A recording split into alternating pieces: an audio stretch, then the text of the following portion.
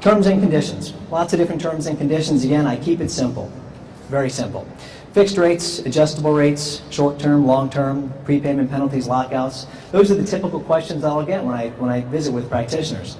Fixed rate is what many of us have on our mortgage.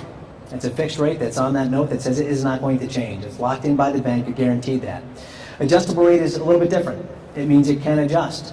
An adjustable rate is basically set by the federal government, and it's published in the Wall Street Journal every single month. The U.S. prime rate is based on about 300 basis points, or 3 points if you will, and then the money that is lent to banks is typically at 0.25%. You put those two together, that's your prime rate, 3.25. So when a bank would tell you, well, it's going to be 2 plus prime, you know that it's now 5.25% adjusting. Do your homework on the different types of rates that are out there. Adjustable rate has not moved in 4 years. So again, different options, different things to think about as you're looking. Short-term, long-term, exactly that. A short-term loan is anything that's typically less than 36 months.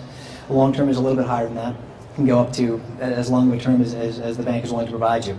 The differences there are a short-term loan is going to allow you to pay that loan off sooner, and you're going to be paying less interest because you're getting rid of that note sooner. A long-term loan is going to be one that you take a little bit more time to pay, and you're going to pay more interest on that, obviously, but your payment's going to be a little bit less, so it might be a little more comfortable for you to have that longer term versus a shorter term. Prepayment penalties. Not every bank charges or institutes a prepayment penalty within their loans, but some do. So again, ask those questions. And everybody has a different program for what they deem a prepayment penalty. But what that essentially says is that there's a penalty if you want to pay this off sooner. So you have a loan for 3 years, you decide you want to pay it off in a year and a half, the bank can say, sorry, our prepayment penalty is 2 years. You can't pay it off for 2 years. So you want to pay it off, you ask them, what's your program? A lot of the time, or I should say, often banks will charge what we call a 5-4-3-2-1, which means if you had a loan for $100,000, and you wanted to pay it off in that first year, it'd be 5% of that loan.